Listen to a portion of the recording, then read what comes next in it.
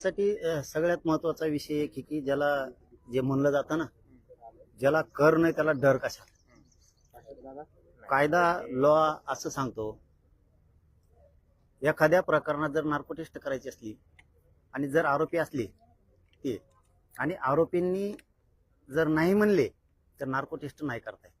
इथं माझ्या प्रकरणातला घातपाताच्या प्रकरणातला त्या धन्याने जो घातपाताचा विषय ठरवलेला होता, चिकट रचलेला होता, त्यातला आरोपी येऊनच म्हणतोय नार्को टेस्ट करायची. मग त्या अर्जाला मंजुरी द्या, त्याची अंमलबजावणी करा त्या अर्जाची. माझा पण अर्ज दिलेला आहे, दोन्ही अर्जाची मंजुरी द्या, नार्को टेस्ट करा, दूध का दूध पाणी का पाणी होऊ द्या. कारण ही अशी संधी आहे आता. कारण ते परळीचं ते खरकट आहे ना, ते गप बसणारच नाही. ते असेच पुन्हा पुन्हा जामीन झाले की पुन्हा पुन्हा कटर असणार, पुन्हा पुन्हा डावर असणार आणि पुन्हा घात घडून आणणार. हे 100% ते करणार आहे. आणि हे तेव्हाच लक्षात येतं बघा की पुन्हा पुन्हा उचकवलं जातं.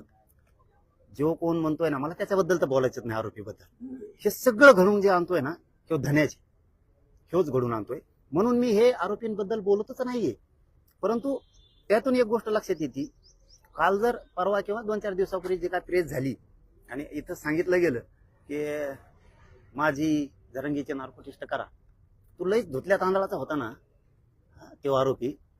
तो असं म्हणायला पाहिजे होतं, तू म्हणला ना समाजावरचा मला जे डाग लागलाय आता तो कसा पुसायचा. तू जर खास धुतल्यावर तांदळाचा होता ना, तर तो म्हणायला पाहिजे होतं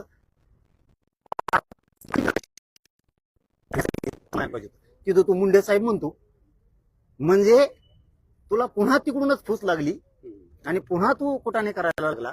त्याचा अर्थ असा होतो की काय बरं का, मी गप्प बसलो होतो. का बसलो होतो ते पण मीडियाला सांगतो. आणि मीडियाला मी 2 वर्षापासून कुठंही बोलत नाही. मीडियाला चांगलं माहिती आहे तुम्हाला सुद्धा की ज्यावेळेस ही घातपाताची घटना घडली गेली त्यावेळेस त्या आरोपीची ती माऊली बायको आणि आई, त्या माऊलींनी असं सांगितलं होतं मीडियातून की हे पेतय, याच्या हातातून झालं सुद्धा असन, घरात सुद्धा लई त्रास देतय, पण जरांगे पाटलांनी लई मनावर घेऊन. मला कुठंतरी ते शब्द जिवारी लागल्यासारखं झालं की त्याची आई आणि ती बायको खूप सोन्यासारखे आहेत, चांगले आहेत, की चला जाऊ द्या, त्यांनी मीडियातून का होईना म्हणलेत ना. पण हे असं पोरग आहे, हे स्वतः सुखाने खायचं नाही आणि त्या घरच्याला सुखाचे तुकडे नाही खाऊ द्यायचं. आणि याला कुणीतरी सुखाचे तुकडे खाऊ द्याय ना, कुणीतरी फूस लागन. म्हणून मी आता SP साहेबांना सुद्धा तेच सांगितलं की जामीन झाल्याच्या नंतर पुन्हा CDR काढा, कोणाकोणाचे फोन आले किंवा कोणाकोणाकडे गेला ते लोकेशन काढा. याच्यात कोण कोण आहे ते त्याच्या कुटुंबातला जरी मदत करणार असला तरीही त्याला आरोपी करावं लागणार आहे. तिथं पर्याय नाहीये. याला कुणी धमकीलंय का तो बोल म्हणून, किंवा याला कुणीकडून आणखी सांगितलं गेलंय का, किंवा असा संशय येतो की काही सारखेसार घेतला होता का काय म्हणून याला जामीन झाल्यावर बी झोपून देणार की तू हे कुठाने करत त्यांच्या विरोधात बोलच. आणि तू जे जे आरोप करणार आहेस ना, ते आता तुला जाहीरपणानं सांगतो, मी थांबलो होतो काही गोष्टीसाठी. तो जामीनच होऊ द्यायचे नसते तर आम्ही वकील उभा केले असते पुढून काचाकच. आम्ही सुद्धा खूप काही गोष्टी करू शकलो असतो. पण तो ते बोलायला लागला ना, त्याला आता ते आरोप जे जे करणार आहे ते आरोप त्याला सिद्ध सुद्धा करावं लागणार आहेत. नसता पुढच्या काळात फौजदारी गुन्हे दाखल होणार आहेत त्याच्यावरती. आता जे जे आरोप करणार त्या आरोप त्याला सिद्ध करावं लागल. जो कोणचा आरोप करील त्याचा नसता त्याने सिद्ध जर नाही केला ना, पुराव्यासहित आरोप केलेला, तर फौजदारी गुन्हे दाखल होणार आहेत. त्याला आता सुट्टी नाहीये. म्हणजे आणि धन्याला तर नाहीच. मी यांच्याविषयी तर बोलतच नाही, आरोपींविषयी, आणि त्यांच्याविषयी बोलणार नाही. आणि तुम्हाला सांगतो, मला इच्छा बी नाही त्यांच्याविषयी बोलायची. धन्या गप्प बसतच नाहीये. ते परळीचं खरकट गप्प बसायलाच तयार नाहीये. ते राहून राहून राहून राहून पुन्हा ते उचकीत आहे हे असले प्रकरण. आता इतकं भारी आलंय ना, काय म्हणतात ना त्याला, जुनी एक काहीतरी म्हणे, आता चिव्हा पाडखिनी छाया. धन्या आता उंट पहाडाच्या खाली आलाय, आता चिव्हा पहाडाच्या खाली आलाय. त्याचं कारण असं आहे की आरोपी जो करणार आहे, घातपात घडून आणणार आहे, कट रचणार आहे, त्याचं नाव नाही घेते. उलट त्याला सारखं सारखं मीडियात बोलायला लावतात. याचा अर्थ जे आरोपी आहेत ना, बघ सांगणारे तुम्ही, आरोपी घातपात धन्यानी ठरवलंय म्हणून रेकॉर्डिंग घ्या तुमच्या मोबाईलची, आमच्या नाही. सगळ्या गोष्टी त्या तुमच्या. तुम्ही जर आता मीडियात येऊन म्हणत असलात की आम्हीच रचलंय आणि तिकडून नाहीच, तुम्हीच सांगितलेलं आहे तुमच्या बैठका त्याच्या संघ रेस्ट हाऊसला झाल्यात. त्या परळीच्या खरकाट्यासंग.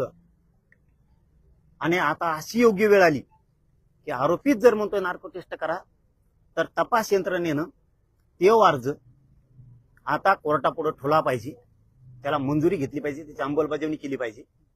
आणि त्या तीनही आरोपीची नार्को टेस्ट आता तपास यंत्रणेनं मागायला पाहिजे. आणि त्या परळीच्या खरकाट्याची, धन्याची पण आणि माझी पण, एकूण 5 जणांची होणं गरजेचं आहे आता. कारण आरोपी म्हणतोय, एक तर आरोपी जर नाही म्हणला ना नार्को टेस्टला तर नाही करता येत. आता आरोपीच म्हणतोय म्हणल्यावर किती भारी झाला. आता ह्यो जर तिथं गेला नसल तर नार्को टेस्ट मध्ये येणार नाही ना. आणि गेला असल, याला जर धन्याला किंवा त्याच्या त्या पीएने कोणी बीडचं आहे ना ते, त्यांना बोलला असेल तर नार्को टेस्ट मध्ये येणार ना ते. म्हणजे धन्या ऑटोमॅटिकच येतोय आता. म्हणून याची नार्को टेस्ट होणं खूप गरजेचं आहे. म्हणून आता यांनी तो अर्ज तपास यंत्रणेने कोर्टात दाखल करून त्याला मंजुरी घेणं गरजेचं आहे नार्को टेस्टसाठी. आणि यांच्या जामीन रद्द करून यांचे अंडर ट्रायल सुरू करणं गरजेचं आहे. पोलीस अधीक्षकांनी काय सांगितलं या चर्चेदरम्यान तुम्हाला या मागण्या केल्यानंतर? ते नाही सांगणार मी मीडियाला बाहेर. पण पण 100% हे सगळे काल कॉल रेकॉर्डिंग व्हायरल झाली, त्यामुळे तुम्हाला गोळ्या घालू अशा प्रकारचा संवाद आहे. त्याच्याकडे कसं बघता पाटील तुम्ही? हे मी मोजीत असलेला गोळ्यान फाळ्या तू ये क्षेत्रीय मराठा काय असतो तुला पहिल्यांदाच. कोणाची रेकॉर्डिंग? बोट सुद्धा घरी नाही जाणार, अंग तर नाही जाणार, पण बोट सुद्धा घरी नाही जाणार त्याच्या. तू ये तर. मनोज जरांगे यांच्या आंदोलनाबाबत सगळ्या गोष्टी मला माहिती आहे, मी योग्य वेळी पुराव्यानिशी सगळं बाहेर काढणार असं ते आरोपी अमोल खुले यांनी इशारा दिला. बाबा या विषयावरून भरकाटायचंच नाही आता, याच्यावर बोला आता. आधी तुला आंदोलनाचं काय जे माहितीये ना ते विषय भरकुटूच नको. याच्यावरून भरकटायसाठी तुला लागलेला डाग पुसणारच नाहीये. त्याचं कारण सांगतो. दुसऱ्या जातीच्या लोकांना खुश करायसाठी तू आपल्या जातीला डाग लावतो काय? कुठं ते 4 टकूचे टोळीतले ते तुला कमेंट करणार तू बोलल्यावर, आणि मग तुला वाटणार का तो आहे मग जनता आहे ते तुला पॉझिटिव्ह अशा ते टोळीतले. आणि मग त्याच्यावर तो ह्या मागणी त्याच्यावर पाऊल उचलणार का तू? आणि तुला जे काय आरोप करायचे ना आंदोलनातले बी, तू जे जे आरोप करणार आहे त्याचे तुला पुराव्यासहित सिद्ध करावं लागणार आहे. हे ध्यानात ठेव. नसता फौजदारी गुन्हे येतात आता पुढं आता तू बघ काय काय होत. तू फक्त नीट रोखणुकीतून पुढं त्यांनी एकच काम करायला पाहिजे होता. आपल्याला धन्यानी घातपाताची सुपारी दिलती, आपल्याकडून चुकलंय, आपण आपलं गप घरी राहावं, नीट सुखाचे तुकडे आपण खावा आणि घरच्याला सुखाचे तुकडे खाऊन द्यावा, या भूमिकेत त्यांनी राहायला पाहिजे होतं. मीही त्यांच्या कुटुंबातून काही मीडियात शब्द आलते की जरांगे पाटलांना मनावर घेऊन येते, पिऊन आम्हालाही त्रास देतो, घडलंही असेल. चला म्हणलं जाऊ द्या, त्या मायमावल्यांचं तरी आपण ऐकावं. पण हे जर पुन्हा पुन्हा तेच करणार असला, त्यांचं ऐकून एखाद्या बार पुन्हा आमचा घातपात होऊ शकतो. त्याच्यामुळे ती नार्को टेस्ट होणं आता गरजेचं आहे. आणि यांच्या तिघांच्याही जामीन रद्द करून ते अर्ज तपास यंत्रणेनं कोर्टापुढे ठेवून त्याची परवानगी घेऊन नार्को टेस्ट होणं खूप गरजेचं आहे. माझाही अर्ज मंजूर करा दिलेला आहे मी, आणि ह्योही मंजूर करा याचाही. आणि पाहू द्या एकदाच्या नार्को टेस्ट, मग कळन.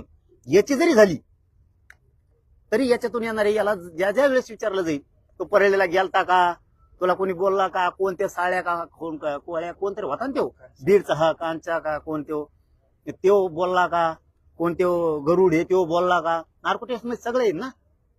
आम्हाला डरच नाही त्याच्यामुळे काय आम्ही काही केलंच नाही ना, लपून का बसायचं. ते म्हणतात की मला विनाकारण गुंतवलं, आमचे वकील मॅनेज केले. अय भाऊ, तुमच्यावरती त्यांनी मला आरोप एक सांग, केला. मला एक सांगा, सांगितलंय कोण? तुम्ही आरोपी. जबाब देतोय कोण? तुम्ही. सांगता कोण? तुम्ही. कमून सांगितलं मग? तुम्ही काय गुंतवलं ना, तुम्हाला सांगणारे तुम्हीच, गुंतणारे तुम्हीच, हातपात सुपारी घेणारे तुम्हीच. मग दोषी नाहीत का तुम्ही? उलट तुम्ही लय अंगलोट घ्यायला लागलात ही गोष्ट. आता तुम्ही आता ही पुन्हा पुन्हा उकरायला नव्हती पाहिजे. पण आता नार्को टेस्टमुळं आता तर त्याची नार्को टेस्ट होणार, आता होणार. त्यांच्या तिघांच्या जामीन रद्द होणार, त्यांच्या अंडर ट्रायल चालणार आता. आणि त्यांच्या आता लक्षात येईल की नार्को टेस्ट एक अशी विषय तज्ञ सांगतात तिथं माणूस खोटं बोलतच नाही. आणि मग ते दादा आता विचारणार आहेत तो काय काय केलंय, कुठं कुठं गेलाय. मग कळन तुला कसं असतात. तू त्यांचं ऐकून आयुष्य खराब कोपर्डी प्रकरणावर त्यांनी आरोप केले खुलासा की जर केला तुम्ही अरे आरोपीला मारलं नाही तर मी फाशी घेईल असं तुम्ही असं त्यांना तुम्ही म्हणले त्यांना मी होते. काय म्हणलं म्हणतो म्हणजे काय नेमकी झालं हल्ला का? करण्याचं मी तुम्ही काय सांगितलं. म्हणतो तुम्हाला की ह्या प्रकरणावरून लक्ष हटवण्यासाठी विनाकारण आंदोलनात काय आहे, कोपर्डीत काय आहे, हे करू नको. आणि तुला करायचंच ना, मी स्पष्ट मीडिया सांगालो ना. आता तुमच्या प्रश्नाचं उत्तर काय असं गोल फेर द्यायला लोक का? तू जो आहेच ना, तो म्हणणंच आहे ना, गुन्हा दाखल करणं आमच्यावर. कमिशनर बोलवतील ना आम्हाला आणि तुझे पुरावे सिद्ध होईल तिथं. नसता पुन्हा तू ह्या गाड्यात लटकणार आहे. आता क्लिअर उत्तर दिलं ना. तुला काय आंदोलनातली माहिती आहे, तुला काय कोपर्डीतली माहिती आहे, तू त्याच्याबद्दल आमच्यावर गुन्हा दाखल कर. बोंबलून काय होणार आहे तुमच्यापेक्षा सांगा. चला, तुमच्यापेक्षा नाही मिळणार आहे का? तू गुन्हा दाखल कर. कमिशनर आम्हाला बोलवतील, पण पुराव्यानिशी सिद्ध हो. नसता इथून पुढे तोयावर पलटणार आहे सगळं. आता आरोप करताना विचार करून कर. विनाकारण धिकाला लागू नको. आणि कोणत्या तरी जातीला खुश करायसाठी स्वतःच्या जातीला डाग लावू नको. ध्यानात राहू दे. या म्हणजे सगळ्या त्यावेळी प्रकरणात तुम्ही इमारतीच्या सुरक्षेची मागणी केली का? तुम्हीच काढली होती, तुम्ही मला सुरक्षा नको असं म्हटलं होतं पोलीस अधीक्षकांना. आता पुन्हा काही तशी मागणी वगैरे केली का सुरक्षेची? नाही सुरक्षित नकोच हे बोलतोय मी.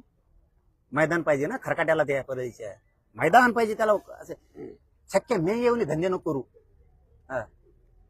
मैदान मोकळं पाहिजे ना. घातपात करायचं. चल ये, याच्या बापाच्या आवला दे का? चल ये. मी पुरं माझं संरक्षण काढलंय. मी माझ्या जालन्याच्या एसपी साहेबाला विनंती करून सांगितलंय माझं संरक्षण काढा म्हणून. तुम्ही ये, तुला का व्हायचं तवा असले नको रे हिजडे धंदे करू. याला पाठवून त्याला पाठवून घातपात करायला लाव. आणि आता त्याच आरोपीच्या तोंडून पुन्हा वकून घ्यायला लागला. आणि फक्त आमच्या दोघांचेच नाव घेतोय. तू जर धुतल्या तांदळून होता तो आरोपी, त्यांनी सगळ्याचे नार्को टेस्ट करा म्हणायला पाहिजे होतं. मग तरी पटलं असतं आम्हाला. तू आमचे दोनच घेतून त्यांना साहेब म्हणतो. त्याचा अर्थ हे खरकट परळीचं पुन्हा एकदा यांच्या खांद्यावर बंदूक ठेवून स्वतःचं साधायला लागलाय. आणि पुन्हा मराठ्यात लावून द्यायला लागलाय. आणि हे याच्या खांद्यावर बंदूक ठेवून पुन्हा घातपात करायचा कट पुन्हा धान्याने रचलाय. याच्यात अशी शंका त्याच्या कालच्यापासून यायला लागली. त्यामुळे टेन्शन घ्यायची गरज नाही. आम्हाला कर नाही. त्याला डर कशाला? कशात बी तयारी. नार्को टेस्ट काय कशात पण. इमारतीच्या दुसऱ्या मजल्यावरून उडी मारली असं सांगतायत. ते पुणे सांगतायत इमारतीच्या दुसऱ्या मजल्यावरून उडी मारली असं सांगतायत. आणि ते म्हणतात की बनावट प्लास्टर करून फिरत होते आणि आम्ही शिक्षा भोगली. याच्यावरून भरकाटासाठी काही नको बोलू. मी सांगितलं नाही एका प्रश्नाचं उत्तर सरळ. त्यांनी आरोप अरे मग तेच सांगितलं ना रे. उत्तर 1 मिनिटात दिलं की नाही मी. आणि खरं दिलं की नाही असं काय गोल गोल फिरेल तुम्हाला. तो ह्याजवळ काय पुरावे त्याच्या सहित आमच्यावर गुन्हा दाखल कर. पुराव्यासह सिद्ध होय. कमिशनर आम्हाला बोलवतील ना. मिळेल ते सजा भोगून. आता याच्यापेक्षा काय उत्तर पाहिजे? पण 2016च्या नारायणगडच्या अरे 16 असू दे, 17 असू दे, 24 असू दे, 2006 असू दे. आम्ही आणि जरांगे पाटील बरं तो जन्माच्या आधीपासून आत्ता पोहोच काय पुरावे तेवढे दिन गुन्हे दाखल. गुन्ह्याशिवाय न्याय मिळेल का? चल जाऊ दे. बाकीचं काय सांगू यार. आता याच्यापेक्षा काय क्लिअर पाहिजे? गुन्ह्याशिवाय न्याय मिळेल का? धोका तर असतोच. चांगलं काम करायचं म्हणल्यावर धोका निर्माण होणार. मी माझ्या समाजाच्या 6 करोड लोकांच्या लेकरा बाळांच्या कल्याणासाठी काम करतोय. चांगलं काम करणाऱ्याच्या जीवाला धोका असतोच. पण मी मरायला भेट नाही. कारण 6 कोटी मराठी जीव वळवून टाकायला तयार आहेत. आणि आमचे पोरं सुद्धा मरायला तयार आहेत. अशा तुटून पडणार आहेत एका दिवशी. तुम्ही फक्त बघा जवळ सहन होत आहे तवरच हे होणार आहे. ओके दादा, थँक्यू. चलो धन्यवाद. माईक घ्या काढून.